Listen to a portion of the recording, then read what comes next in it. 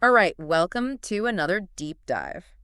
You know how this works. We've got a stack of fascinating research to dig into. This time, we're diving into the world of gifted kids and how their brains develop cognitively speaking, of course. It's a world that's full of surprises. The more we understand, the more amazing these kids become. Right. And one of the first things we need to remember is that giftedness isn't just one thing. Exactly. We throw that term around a lot, but it can mean different things depending on who you ask. It really can. Sometimes it's all about raw brain power, Yeah. super intelligence, but it could also be about wild creativity Yeah. or this intense drive to ace every test in school. And even then, sometimes a kid's labeled gifted based on a single IQ test score or how well they do on standardized tests. Yeah, that's a whole other discussion, isn't it? Oh, absolutely. We can go on and on about the limitations of standardized testing. Sure. But for today, let's stick to the core of our deep dive. What's actually different about how gifted kids think? Yeah, that's the million-dollar question. And to answer that, we've got a mix of research here. Some from gifted education experts and some from the world of cognitive developmental psychology. We want to see if we can blend these two perspectives together. I love that. It's like we're building a bridge between two worlds. Because, believe it or not, these two fields haven't always been on the same page, even though they're both fascinated by intelligence. I know, right? It's kind of weird when you think about it. Both fields are digging into how we think, how we learn, and what makes some people so good at certain things. But they haven't always been talking to each other. So hopefully we can bring some of their findings together to create a clearer picture. So where are we headed with this today? Well, we're going to hit some major points, like how fast these kids process information. That always gets people talking. It's the classic image of a gifted kid, isn't it? The one who just gets it instantly. Right. But there's a lot more to it. Absolutely. We'll also look at how much knowledge they have because we know gifted kids often seem to know a ton about all sorts of things. Like, where do they even store it all? Seriously. Yeah. And then there's this thing called metacognition.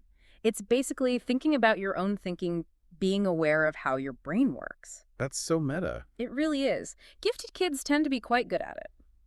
And finally, we'll tackle problem solving and strategies. How do these kids approach challenges differently? We're going to get into all that good stuff. Yeah. Oh, and there's this really cool model we'll be talking about, Siegler's overlapping waves model. It helps us understand how kids, and gifted kids in particular, develop strategies. I'm actually really excited about that one. But before we get into the nitty-gritty, we should set the stage a bit. Yeah, good point. We need to acknowledge that we don't have all the answers when it comes to giftedness. Not even close. A researcher named Winner actually said it best: we know way more about learning disabilities than we do about the opposite end of the spectrum, the giftedness part. And it makes you wonder, why is that? Right? I mean, both gifted education and cognitive developmental psychology are all about intelligence in some way, but their focus is just different. That's a good point. Gifted education is really focused on, well, educating these kids and figuring out who they are so we can give them the support they need. Right, making sure they don't get lost in the system. Exactly. But then you've got cognitive development, which is more interested in those big universal patterns in thinking and learning. It's about how our brains work, period. But they're both pieces of the same puzzle, aren't they? So let's start putting those pieces together. We're seeing a really interesting shift in the research lately, moving away from just labeling kids as gifted and instead trying to understand how they think differently. I think that's a really positive shift and makes a lot of sense. Yeah. It's not enough to say, okay, you're gifted. We need to get under the hood and understand what's actually happening in their minds, especially in those early years. Exactly. Back in the early 90s, researchers Shore and Konevsky put together this list of ways gifted kids stand out from their peers. Yeah, it's a classic list for sure. And it starts with knowledge, the sheer amount of information they have stored in their brains. It's almost like they're little walking encyclopedias sometimes. Right. They've just got this broader base of knowledge, and they know how to use it too. It's not just about having facts memorized. It's about connecting the dots and seeing the bigger picture. And another thing is that gifted kids seem to crave complexity. Yeah, they don't shy away from challenges. They're drawn to things that are, well, a bit harder, more intricate. They thrive in environments that would overwhelm some kids. And they seem to learn best when things are tough. And then there's problem solving. Everyone always points out how quickly gifted kids find solutions. Yeah, that's the stereotype, right? Like they just snap their fingers and boom, Problem solved. Right. But it's interesting because research also shows they take longer to plan things out compared to other kids. So they take their time setting things up, but then once they're off to the races. It's like they're playing chess thinking several moves ahead before making a move. Exactly. And they're not just fast, they're efficient too. Yeah. They're really good at understanding a problem and figuring out which category it belongs to. Sort of like categorizing it, putting it in the right mental box. Exactly. So they can apply the right tools and knowledge to tackle it. Now, one of the things that really stood out on that list was this idea of procedural knowledge. Basically, they just know how to do things. Right, the how-to experts. It's like they've got this internal manual for all sorts of tasks. And they're not limited to just one way of doing things. They're super flexible with their strategies and problem-solving techniques. They can think outside the box, improvise, and adapt on the fly. Yep. And of course, there's metacognition, maybe the coolest difference of all. It's like they have the superpower, the ability to step back and observe their own thoughts. Exactly. They're aware of how they're learning, what their strengths are, what they struggle with. It's like they're their own little cognitive scientists. Now, one thing we have to admit is that the research isn't perfect. Right. There are definitely some gaps that need to be filled. For example, more long-term studies would be great. Ones that follow gifted kids for years and years. Yeah, those longitudinal studies. They would help us understand how these cognitive abilities unfold over time. How do they change? How do they stay the same? Instead of just getting these snapshots at different ages, we need that continuous picture. Totally agree.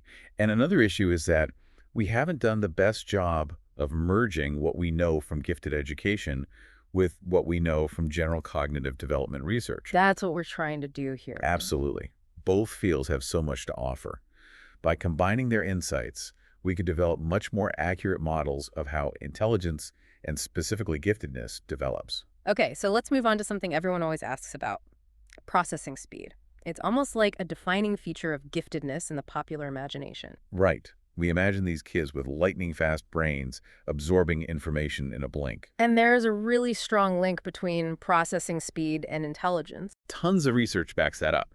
It pops up in a lot of modern theories about intelligence, too. Like Sternberg, with his triarchic theory, talks about how intelligent people basically become super efficient at certain mental tasks. They can do them automatically without even thinking about it. Right, it's like they've mastered this skill and their brains are just on autopilot. Exactly. And in the world of cognitive development, there's a theory called cases theory. I've heard of that one.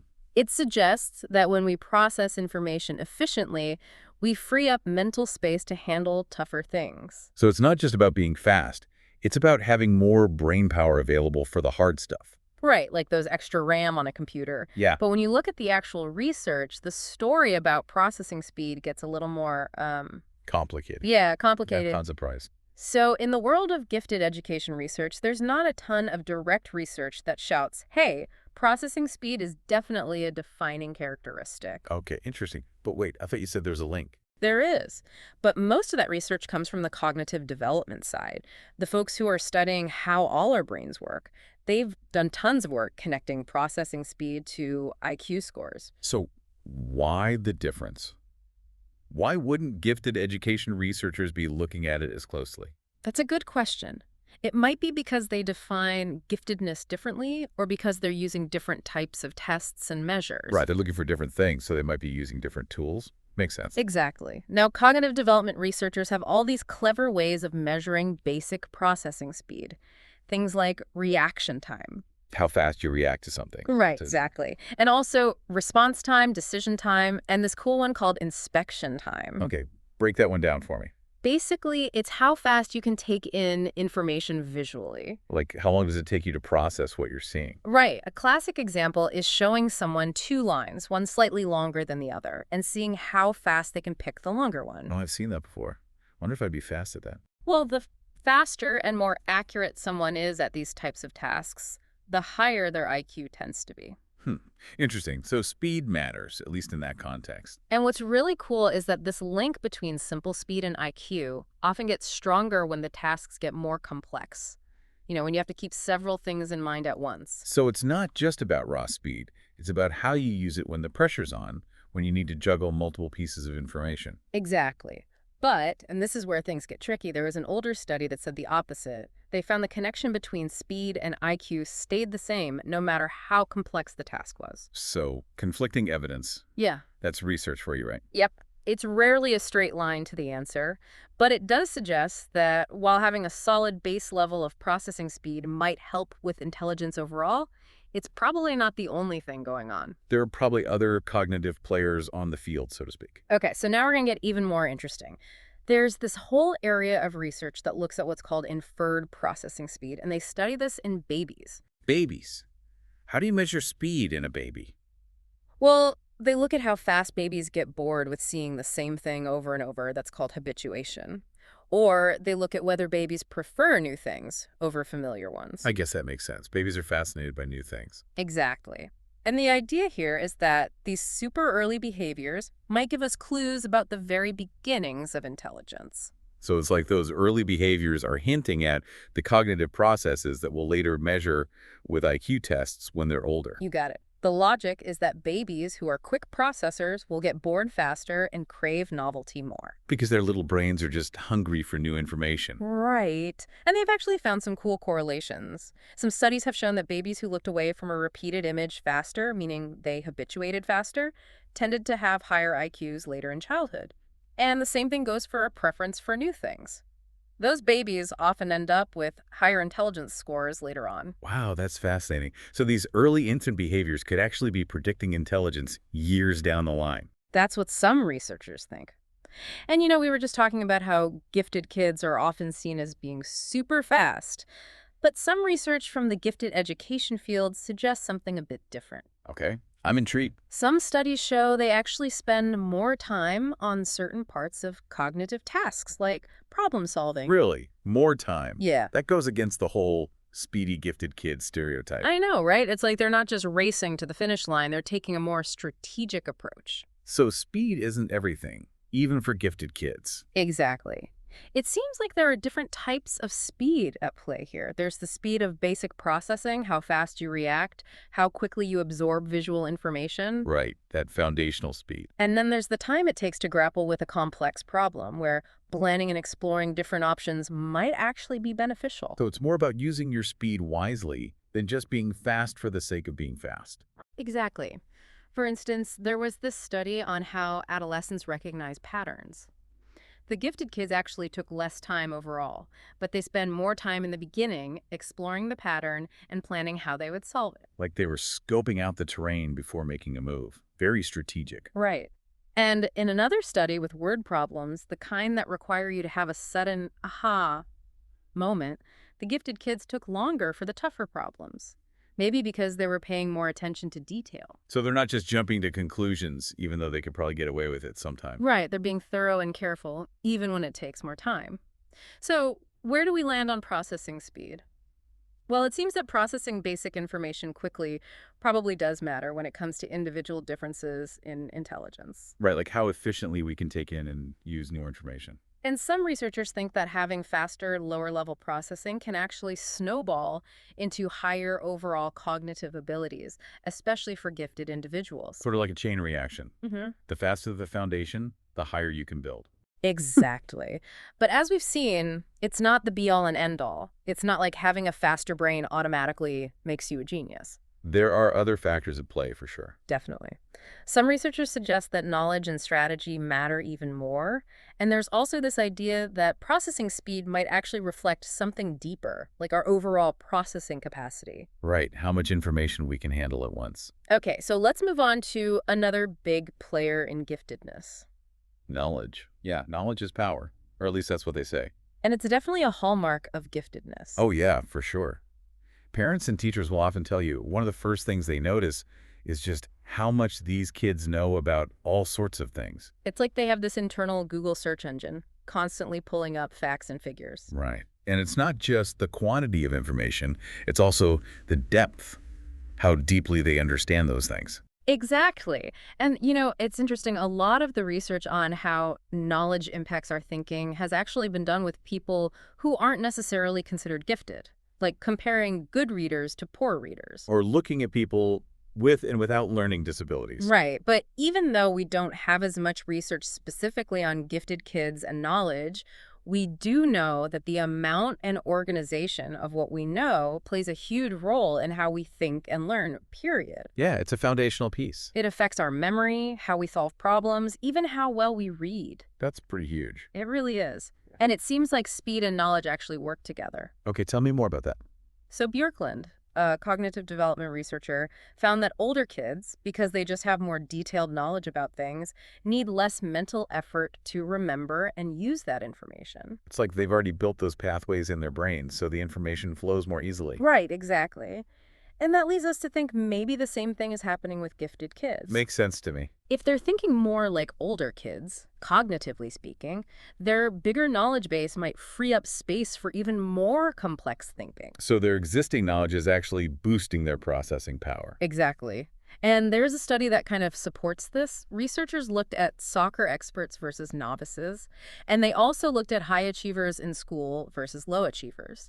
They found that being a soccer expert had a much bigger impact on how well people remembered a story about a soccer game than their IQ or grades did. Wow, so expertise really trumped general intelligence in that case. That's pretty cool. It is. It shows how powerful domain-specific knowledge can be. But here's the big mystery. We still don't really know how some kids acquire knowledge so easily. Yeah, that's the million-dollar question, right? It is. Like, is there something different about how their brains are wired? Do they just learn differently? Are they just little sponges absorbing everything around them? We need more research on that for sure. But there are some theories out there that try to bridge this gap between gifted education and cognitive development. Okay, I'm all ears. One is Cece's bioecological theory. It basically says that the way we're wired, our innate abilities, influences the kind of knowledge we soak up. And then the knowledge we have actually affects how we process new information. So it's a two-way street. Knowledge isn't just a result of intelligence.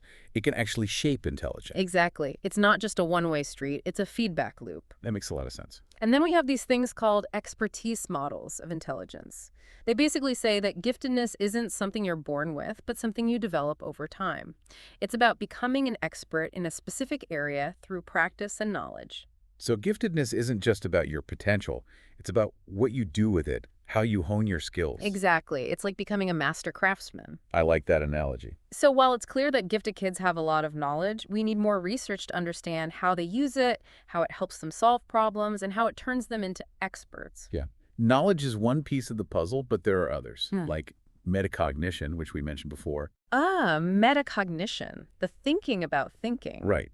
It's crucial for anyone who wants to be a top performer, and it's particularly important for gifted students. I think it's one of the coolest things about intelligence, how we can reflect on our own mental processes. I agree. It's like having this inner control panel for your brain. And gifted kids seem to be really good at using it. Metacognition is even baked into some theories of intelligence. It is.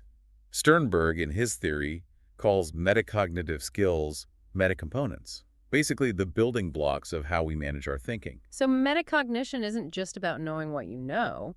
It's also about knowing how you learn, what your strengths are, where you get stuck, and how to keep your learning on track. Like a mental coach, guiding your own learning process. Right. And research shows us there's a pretty big difference in metacognitive skills between experts and novices in any field, and between older and younger children. Makes sense, right?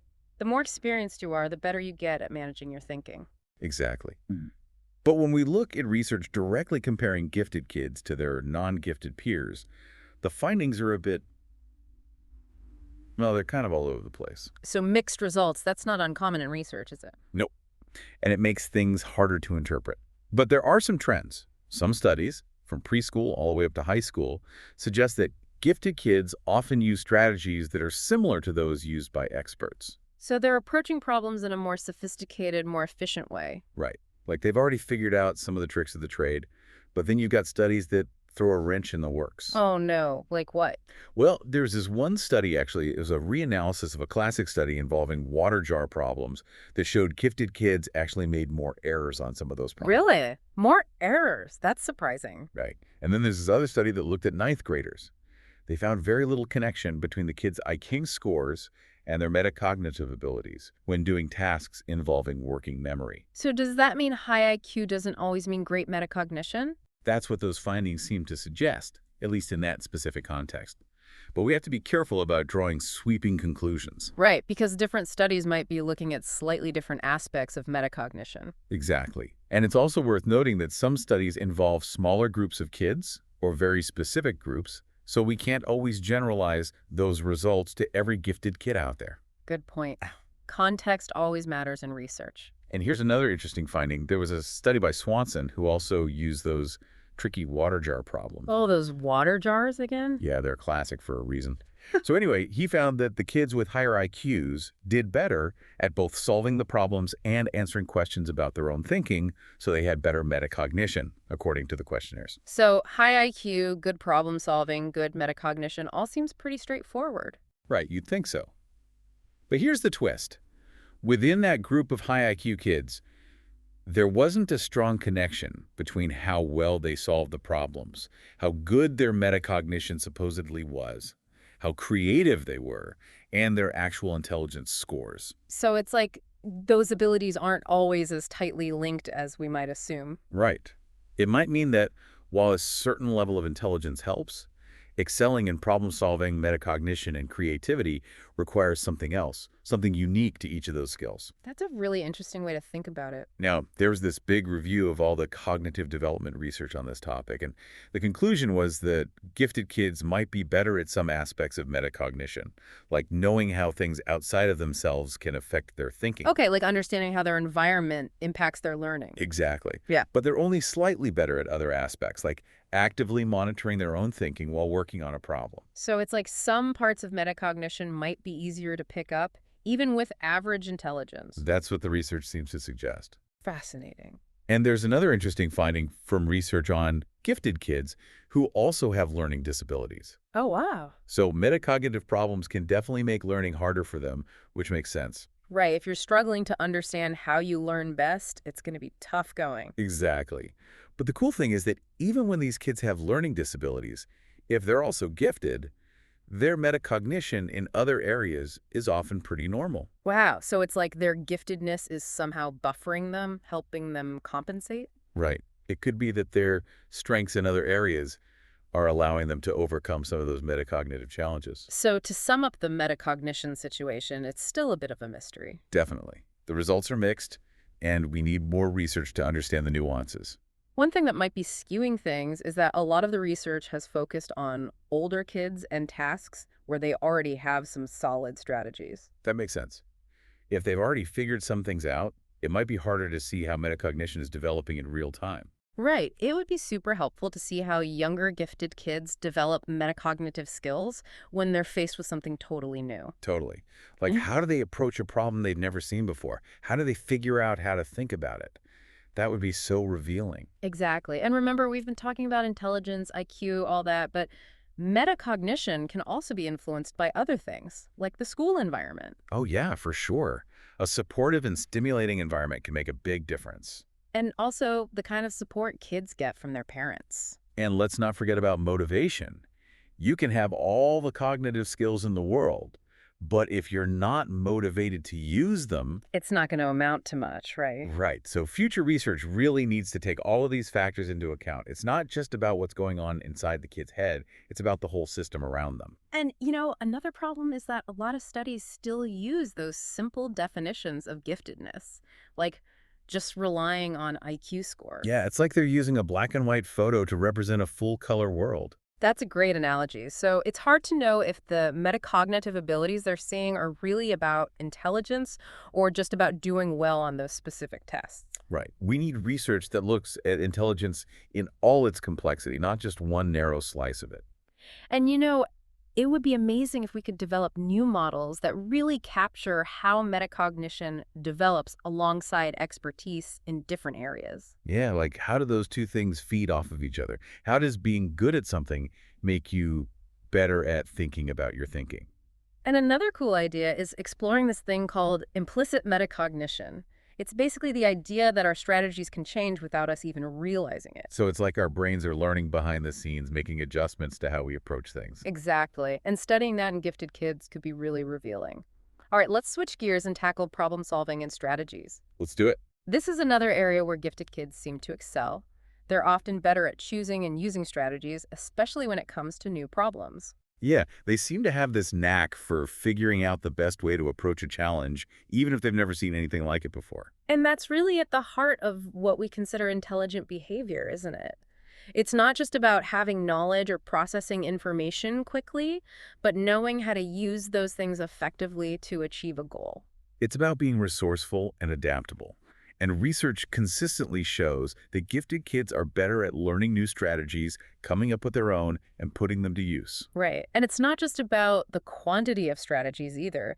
Their strategies tend to be more complex, more detailed, and more appropriate for the specific situation. They're like expert chefs, choosing just the right ingredients and techniques to create a masterpiece. Love that. Okay, but before we go any further, we need to clarify what we mean by strategy. Yeah, good point. It's one of those words that gets thrown around a lot. Exactly. It can mean different things in different contexts. Right. But generally, when we talk about a strategy, we're talking about a way of doing something that isn't automatic. It's not just a reflex. It's something you choose from a set of options to achieve a specific goal. Okay, so it's deliberate and goal-oriented. Exactly. And it seems like gifted kids have a knack for this strategic thinking from a very early age. Wow, so it's not just something they develop later on. Nope. It seems to be part of how their brains are wired. They're often really good at reasoning, understanding the problem at a deep level, and finding solutions quickly. And there's been a lot of research on their strategies in areas like memory, math, and logic. And across different age groups, too. Right. And generally, the research shows an advantage for gifted kids. They just seem to have a better grasp of how to approach these types of problems. But it's not a perfect picture, is it? Not always. The advantage isn't always clear in those early elementary grades. And sometimes they have trouble coming up with new strategies on their own or applying a strategy to a slightly different problem. So they're not always perfect little strategists, even if they have the potential. Right. No one's perfect. Yeah. But when you look at their knowledge of strategies, the number of different approaches they have in their mental toolbox, gifted kids often know more strategies than their peers. Interesting. And it doesn't seem to be just because they were taught more strategies directly. Some of them just figure things out on their own, developing their own logical approaches. It's like they're natural-born problem solvers, constantly tinkering and finding new ways to do things. Exactly. And this broader repertoire of strategies might come from their ability to learn new strategies quickly. There was a study where they trained kids in different memory strategies, and the gifted kids picked them up much faster than the other kids. So they're not just good at using strategies, they're good at learning them, too. Right. It's like they have this accelerated learning curve when it comes to strategic thinking. That makes a lot of sense. And it probably contributes to their overall advantage because they can just keep adding new tools to their toolbox, so to speak. Exactly. And it's not just about knowing the strategies, it's also about using them well. And in that department, gifted kids shine too. They tend to use their strategies more consistently, more appropriately, and in a way that just works. So they're not just randomly trying things out. They have a good sense of which strategy will be most effective in a given situation. Exactly. There was this study on analogical problem solving, where they ask you to solve a problem by comparing it to.